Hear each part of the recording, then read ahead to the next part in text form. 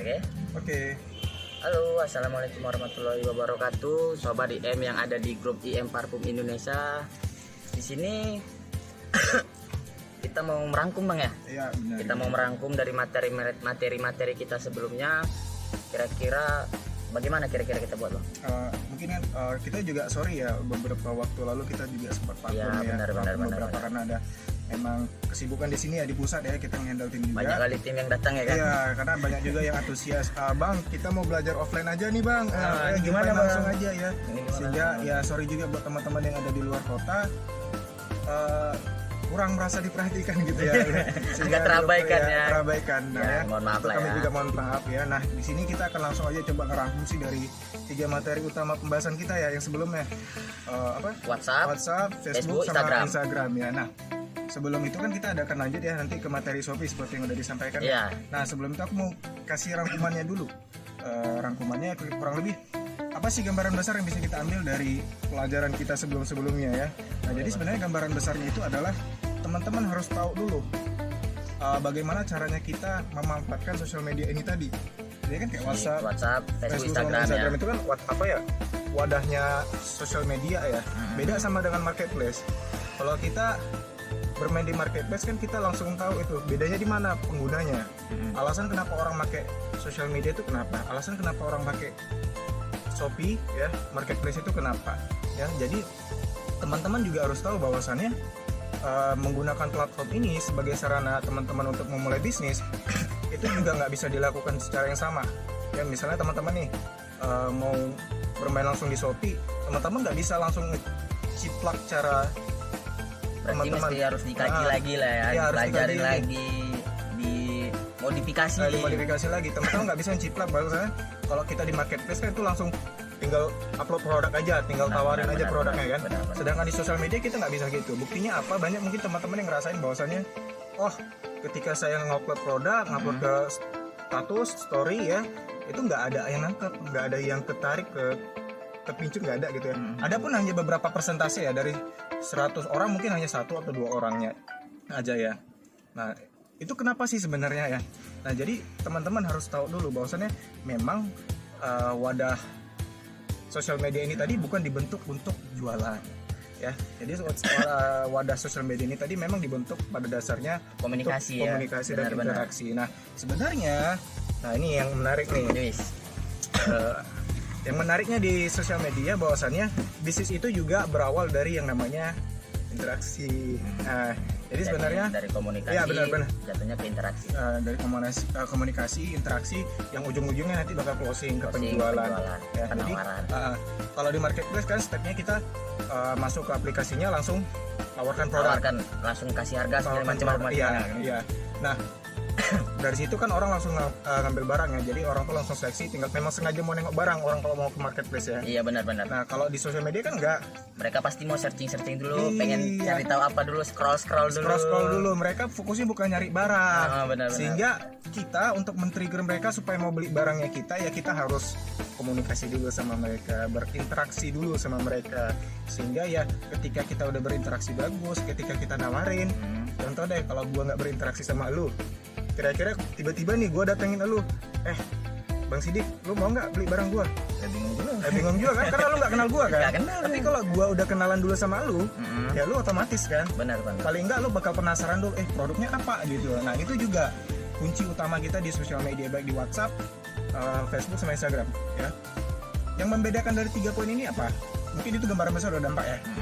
Yang membedakan dari ketiga ini apa? WhatsApp ini, kalau gue pribadi bilang itu lebih intens hubungannya, karena nggak kayak Facebook yang bisa dicari teman secara massal ya. Benar. Teman secara massal, kalau buat tambah teman tinggal mereka confirm, udah kita bisa komunikasi ya. Tapi kalau WhatsApp tadi kita harus dapat dulu kontak nomornya. Artinya kita secara nggak langsung kita interaksi secara langsung harus betul-betul berinteraksi secara intens sehingga mereka mau. Basa-basi aja lah berarti itu aja lah. Sehingga mereka mau, mereka merasa bahwasannya ada hubungan batin ya. Benar. Ada keterdekatan mereka rasakan di antara kita gitu. Dan setelah itu mereka mau ngasih nomornya. Nah, dari situ kita mulai komunikasi, mulai dari balas komentar status mereka, mulai untuk nimbrung cakap-cakap sama mereka, atau bahkan mungkin kalau kita satu grup nih ya sama mereka kan, kita mulai aktif di grup mereka sehingga mereka pun kenal kita, dan kita pun kenal mereka.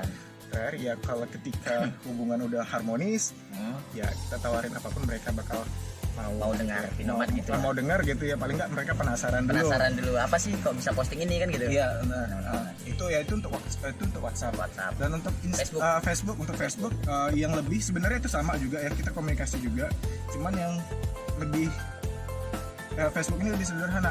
Kita nggak perlu minta nomor, tapi kita bisa cari mereka, baik berdasarkan lokasinya, mau berdasarkan teman-teman yang mereka ikutin, mau berdasarkan apalagi ya, fans yang mereka ikutin, berdasarkan minat mereka tadi. Nah, kita bisa tambahkan teman ya.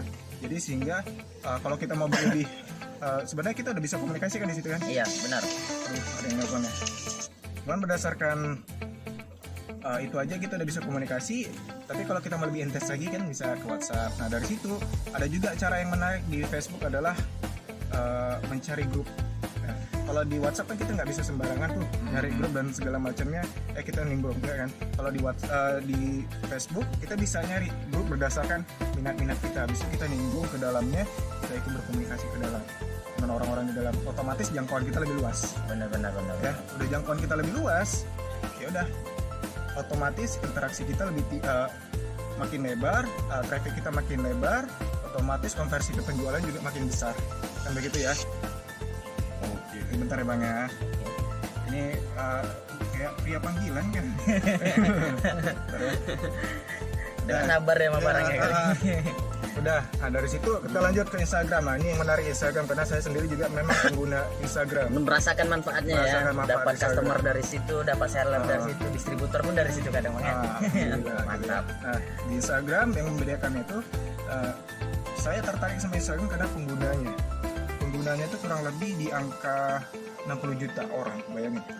60 juta orang itu pengguna tertarget. Maksudnya dari rentan umur 21 tahun sampai 33 tahunan. Yaitu ada 60 juta orang pengguna.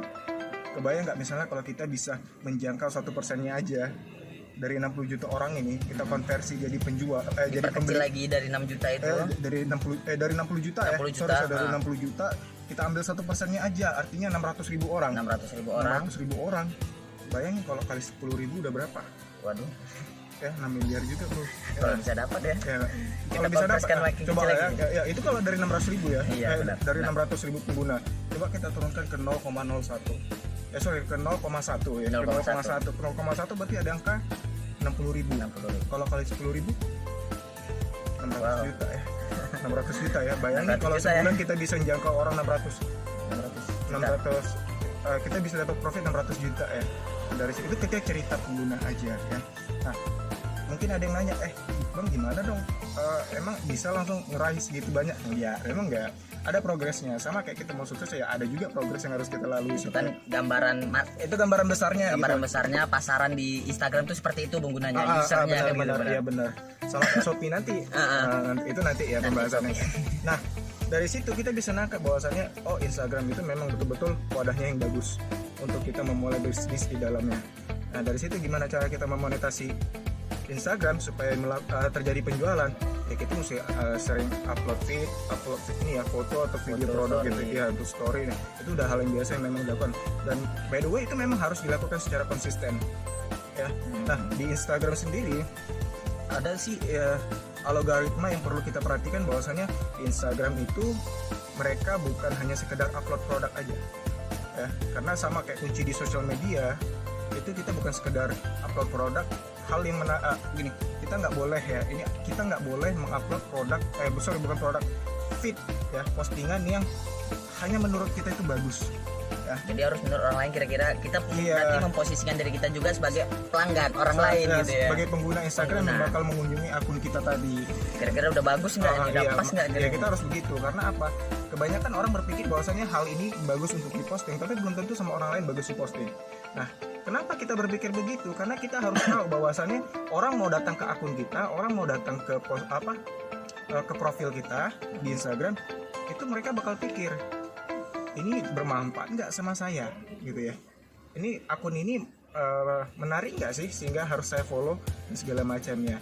Nah dari situ tolak ukurnya. Nah sehingga kebayang nggak sih kalau lu cuman ngelihat profil ini ya, gue lihat ada profil akun Instagram itu isinya cuman ya produk semua.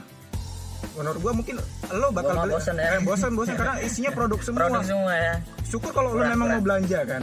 Kalau lo nggak mau belanja gimana? Udah, jadi iklan doang. Iklan doang kan. Sedangkan kita kan pengen ada orang baru ya kan. Ada orang yang baru yang selalu datang. Benar. Ya, sehingga apa yang harus kita lakukan? Nah kalau cara gua dari materi sebelum itu coba ajak mereka untuk berinteraksi dengan cara mengedukasi mereka. Jadi mengedukasi mereka dalam arti memberikan hal apa yang mereka inginkan dari akun kita, dari konten-konten yang kita kasih itu apa yang mereka inginkan gitu. Misalnya konten edukasi tentang bisnis, tentang tips and trade gitu ya, bagaimana cara meningkatkan sales dan segala macam, bagaimana memulai usaha dan segala macam. Artinya kita memberikan konten edukasi ke mereka. Nggak selalu kita tuh posting di Instagram itu soalnya produk. Iya benar. Karena kan ya kalau aku sendiri ya, gue sendiri memposisikan diri kalau gue pelanggan ya.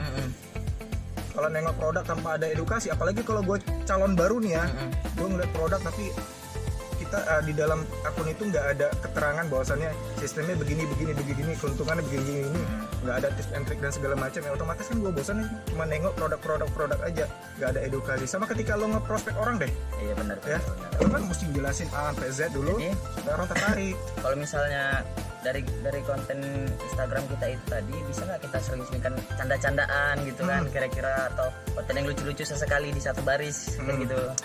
Kalau gue pribadi boleh Ya? dalam artian begini, itu harus betul-betul kalaupun candaan itu memang masih bisa nyambung sama bisnis. Contoh misalnya kayak gaya dan usaha, kalau lu mau pindah dari kondisi lu yang melarat ke kondisi lu yang sukses sekarang, artinya lu harus pindah kan. Rumus perpindahan apa? Usaha berbanding terbalik dengan gaya kan. Artinya perbanyak usaha, jangan perbanyak gaya lu jangan banyak gitu ya. Itu maksudnya kan. Itu kan sebenarnya konten apa ya bahasanya? Konten ngelawak ya. Cuman nggak lari dari tema Instagram kita kan gitu. Nggak lari dari konteks edukasi bisnis kita. Benar. Kurang lebih gitu. Boleh, tapi ya tetap jangan lari dari konteksnya. Benar. Jadi biar kayak nyambung, sinkron gitu ya, sinkron. Benar. Itu aja Bang Bek. Itu aja kira-kira. Nah teman-teman, mungkin itu aja yang kita review belakang ini. Kalau teman-teman ada pertanyaan dan segala macam, boleh chat aja di grup ya. Secara pribadi kita nggak sarankan, supaya teman-teman bisa belajar juga ya, apa aja masalah, apa aja kendala, dan apa yang pengen kita kembangin, itu teman chat aja di grup. Kita akan bantu semaksimal mungkin. Dan next ke depannya kita akan belajar lagi materi Shopee ya. Kita akan belajar lagi materi Shopee, gimana caranya teman-teman memonetasi Shopee supaya menghasilkan ya. Kemungkinan perkenalan aja dulu. Ya, kita akan perkenalan aja dulu. Nanti next ke depannya kita akan belajar materi expertnya. Oke, sekian teman-teman semua. Salam sukses, salam BMW bisnis minyak wangi. Dadah.